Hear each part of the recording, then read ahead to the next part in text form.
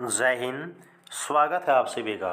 तो कैसे हैं आप सभी? उम्मीद है कि सभी अच्छे होंगे। और यहाँ पर जो आपका बीआरओ का एग्ज़ाम, जिसकी एग्ज़ाम डेट आपको काफ़ी पहले से पता चल चुकी है, उसकी तैयारी में बिल्कुल आप जी जान से जुटे होंगे। तो आपके एग्ज़ाम को लेकर जितने भी आपके डाउट हैं, कौन सी पोस्ट के बारे में, बीआरओ में आपकी एमएसडब्ल्यू नर्सिंग असिस्टेंट की पोस्ट के बारे में, तो इस एग्ज़ाम से जुड़ी आपके जितने भी बातें इंपॉर्टेंट हैं जो कि आपको पता होनी चाहिए, वो सब आपको हम बताने वाले हैं। तो इसलिए वीडियो को पूरा देखिएगा, ध्यान से देखिएगा, ताकि आपका एक सिंगल डाउट ही न बचे।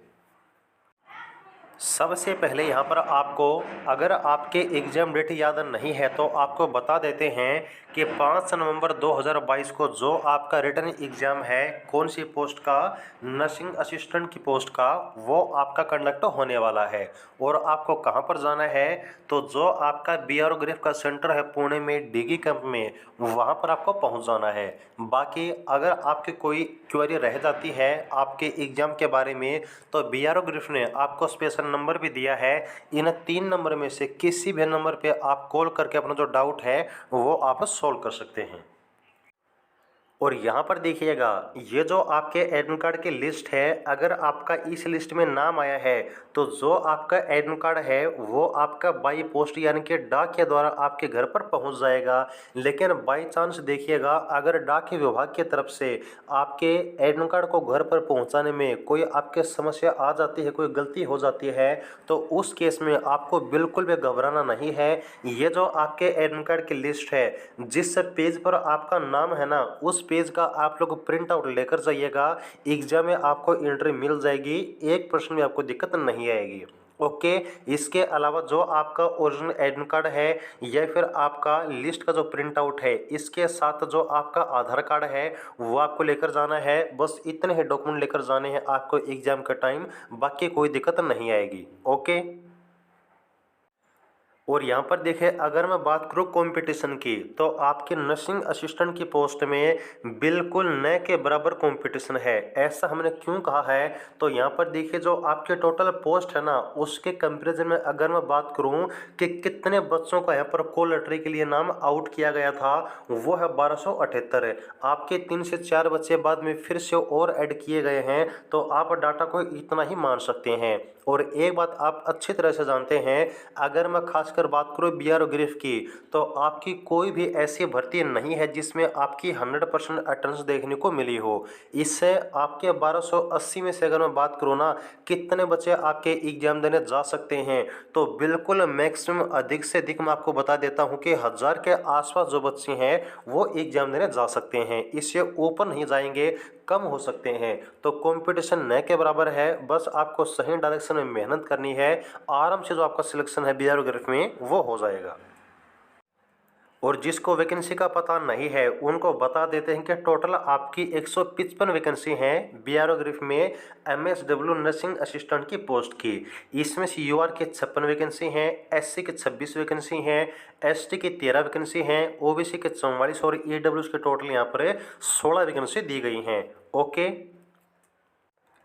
तो अब यहाँ पर देखिएगा, जो आपके नर्सिंग असिस्टेंट की पोस्ट है, इसमें आपका 5 नवंबर को जो पहला स्टेज है वो है आपका रिटन एग्जाम। और एग्जाम में आपके किस टॉपिक से क्वेश्चन आने वाले हैं वो सभी टॉपिक आप लोग यहाँ पर देख सकते हैं। जितने भी आपके टॉपिक है ना, वो टोटल आपके 2 सेक्शन में डिवाइड हैं। एक आपका है ट्रेड का सेक्शन और सेकंड है आपका जीके का सेक्शन। और यहाँ पर देखिए, मैं आपको पहले से ये बता देता हूँ कि अगर आपको एग्ज़ाम क्लियर करना है, अगर आपको बीआरओ में भर्ती होना है, तो जीके को चाहे आप लोग नहीं भी पढ़ें, काम चल जाएगा। लेकिन अगर ट्रेड को आप लोग नहीं पढ़ेंगे ना, आपका 1% भी चांस नहीं है सिलेक्शन होने का।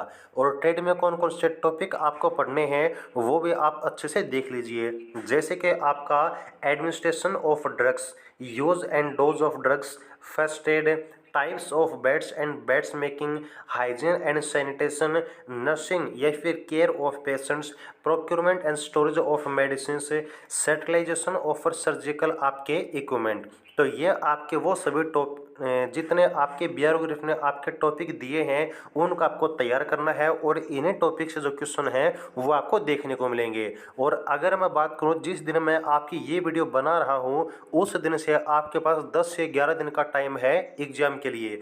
तो क्या इतने दिन में भी आप तैयारी कर सकते हैं? मैं कहूँगा हाँ जी बिल्कुल कर सकते हैं, क्योंकि जो बीआरओ ग्रुप का सिलेबस है ना वो इतना ज़्यादा हार्ड सिलेबस नहीं है और इतने ज़्यादा सब्जेक्ट भी नहीं है कि आपको मैथ रीजनिंग जीके सब को सब पढ़ना पड़े। जीके को चाहे आप लोग छोड़ भी दीजिए, क्योंकि मैं अगर आपको बताता हूँ 10% के आसपास है, कितने 10% है, यानी कि टोटल 100% में से 10 से 20% आपके मैक्सिमम जीके का वेटेज रहेगा। यानी कि आपको सिलेक्शन कौन दिलाएगा? ट्रेड का सेक्शन। तो इस ट्रेड के सेक्शन को आप लोग 10 दिन में तैयार कर सकते हैं, कोई दिक्कत नहीं आएगी। और अगर आपके पास नोट्स अवेलेबल हैं उनसे आप लोग तैयारी कीजिएगा। हम आपको नहीं कहते कि आप हमारे नोट्स लीजिए, कोई ज़रूरी नहीं है, बस आपका सिलेक्शन होना चाहिए। अगर आपके पास मटेरियल अवेलेबल है, अगर आपके पास नोट्स अवेलेबल हैं, उनको बिल्कुल अच्छे तरीके से तैयार कर लीजिए। अगर आपको लगता है कि हमें जो है कंटेंट की ज़रूरत है, हमें नोट्स चाहिए, तो आपको नीचे व्हाट्सएप नंबर दिया हुआ है 9306 38 526। यहाँ पर आप लोग व्हाट्सएप पे कॉन्टैक्ट कर सकते हैं और नर्सिंग असिस्टेंट के जो स्पेशल नोट्स हैं वो आपको मिल जाएंगे। और इतना बिल्कुल आपको विश्वास दिलाते हैं, गारंटी देते हैं कि जो आपका एग्जाम है हमारे नोट से एक भी क्वेश्चन आपको बाहर देखने को नहीं मिलेगा। ये पूरे गारंटी आपको हम दे सकते हैं, क्योंकि जो पीछे जितनी भर्ती आपकी बीआरओ ग्रुप में हुई है वहाँ पर हमने सिलेक्शन दिए हैं, प्रूफ चैनल पर अवेलेबल है, आप लोग देख भी सकते हैं। तो एक एक्सपीरियंस है, उसी एक्सपीरियंस के बेस पर आपको बोल रहे हैं कि नोट्स आपके इतने ज़्यादा भी हमने नहीं बनाए कि आपको जो है उसमें 1 से 1.5 महीने लग जाए पढ़ने में। 10 दिन में आराम से उनको आप पढ़ भी लोगे, रिविजन भी कर लोगे। जो मेन टॉपिक है उन्हीं पे हमने फोकस किया है। बाकी अगर आपके पास कंटेंट अवेलेबल है तो नया कुछ भी मत पढ़िएगा, सिर्फ उन्हीं को रिवाइज कीजिएगा, ये भी आपको हम बता देते हैं। ओके, क्योंकि जितना कम पढ़ोगे उतना ज़्यादा फायदा होगा, जितना ज़्यादा पढ़ोगे कन्फ्यूज ज़्यादा होगे। थोड़ा पढ़िए लेकिन बिल्कुल अच्छा, बिल्कुल एक्यूरेट पढ़िए जो आपके एग्जाम से रिलेटेड है। ठीक है जी, तो ये आपका पैटर्न है एग्जाम का।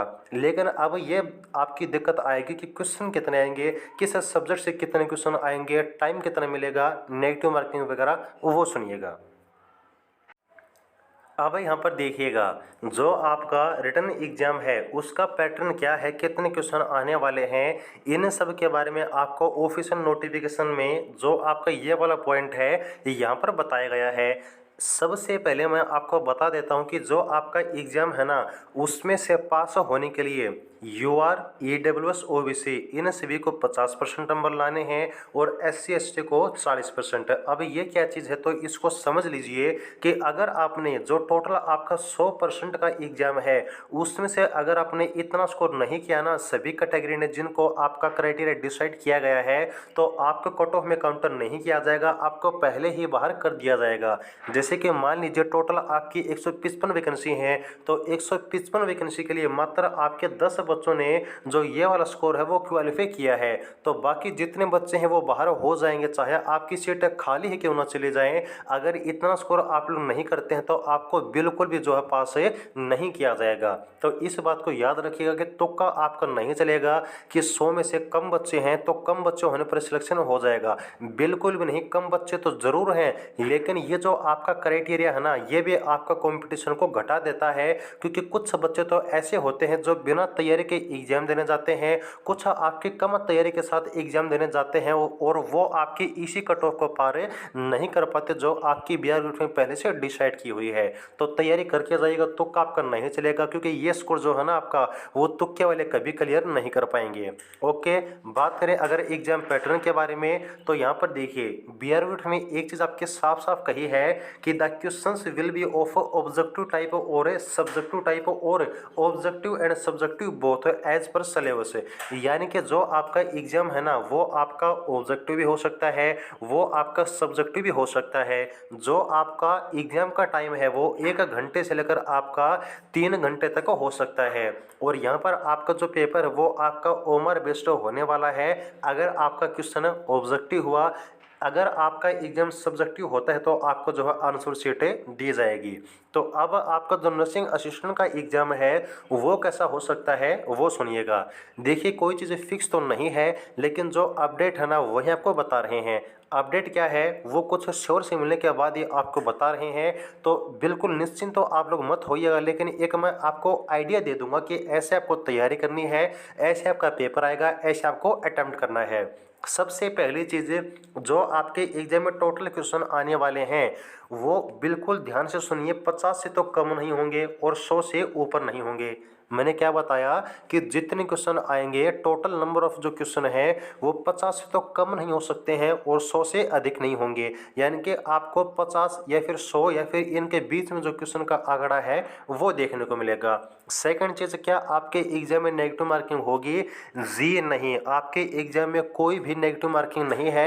आप आराम से, अगर आपके क्वेश्चन में कोई आपको डाउट है, यानी कि 1 से 2 आपके ऑप्शन में, तो वहाँ पर आप लोग जो अपना अजम्पशन है वो भी लगा सकते हैं। ओके, आपका इसके बाद जो तीसरा डाउट है कि आपको एग्जाम के लिए टाइम कितना मिलेगा, तो टाइम मैंने आपको बता दिया कि कम से कम 1 घंटा और अधिकतम 3 घंटे। लेकिन जो मैक्सिमम आपके चांस है टाइम के मिलने के, बहुत ही ज़्यादा टाइम मिलेगा। 3 घंटे के आसपास आपको टाइम दिया जाएगा, चाहे आपका पेपर ऑब्जेक्टिव हुई क्यों ना हो। 3 घंटे आपको एग्जाम के लिए दिए जाएंगे। आराम से जो पेपर है अपना सोच समझ के आप करिएगा, बिल्कुल जल्दबाजी आपको नहीं करनी है। ओके, अब आपका सबसे बड़ा और लास्ट आउट बचता है कि ट्रेड के कितने क्वेश्चन आएंगे और जीके के कितने क्वेश्चन आएंगे। तो ये बात भी बिल्कुल ध्यान से सुनिए। जो जीके का वेटेज है ना, मैंने आपको बता दिया कि जितने क्वेश्चन आएंगे, फॉर एग्जांपल मैं मान लेता हूँ कि आपके एग्जाम में टोटल 100 क्वेश्चन आएंगे, तो इस 100 क्वेश्चन में से कम 10 और अधिकतम 20 है। मेरी बात फिर से ध्यान से सुनिए कि जीके के जो क्वेश्चन है ना 100 में से वो आपके कम से कम 10 है, अधिकतम 20 है, इतने ही क्वेश्चन आ सकते हैं। ज़्यादा क्वेश्चन आपके नहीं आएंगे। और जो आपके 10 से 20% का वेटेज है जीके का, इसमें करंट अफेयर कितना आएगा, तो मात्र आपका 1 से 2%। कितना? 1 से 2%, या फिर अधिकतम मैं बात करूँ 4% तक आ सकते हैं। इससे ज़्यादा करंट अफेयर आपके नहीं आएगी, वो भी आपका 20% वेटेज होने पर। बाकी जीके आपकी बिल्कुल नॉर्मल आएगी, आराम से आप लोग कर दोगे। जीके पर चाहे आप लोग फोकस नहीं भी करें ना, काम चल जाएगा, मैं आपको बता देता हूं। लेकिन ट्रेड के बिना आपका सिलेक्शन 1% भी चांस नहीं है कि हो जाएगा। तो ट्रेड को बिल्कुल आराम से पढ़िएगा। बाकी जो भी चीज़ यहाँ आपको मैंने बता दी हैं। ओके, तो ये जानकारी है। उम्मीद है कि यहाँ पर जितने भी आपके डाउट हैं आपके एग्जाम के टाइम के बारे में, आपके एग्जाम के पैटर्न के बारे में और कंपटीशन में बता देता हूँ फिर से, बिल्कुल भी नहीं है। बस मैंने आपको ये जो क्राइटेरिया बताया है ना 50% का, इसको क्लियर कर लीजिएगा। जो बच्चा इसको क्लियर करेगा, मैं बिल्कुल आपको विश्वास दिलाता हूँ कि आपके जो फाइनल सिलेक्शन तक की दौड़ है ना, उसमें आप सिलेक्ट जो है एक बार सिलेक्ट जरूर हो जाओगे। फाइनल कट ऑफ कितने महीने की वो आपको हम बाद में डाटा मिलने के बाद आपको बता देंगे। बस आप चैनल के साथ जुड़े रहिएगा। ठीक है जी, तो ये थी जानकारी, उम्मीद आपको अच्छी लगी होगी। बाकी जो भी डाउट आप कमेंट सेक्शन में पूछ सकते हैं। ओके, तो जुड़े रहिएगा। जय हिंद।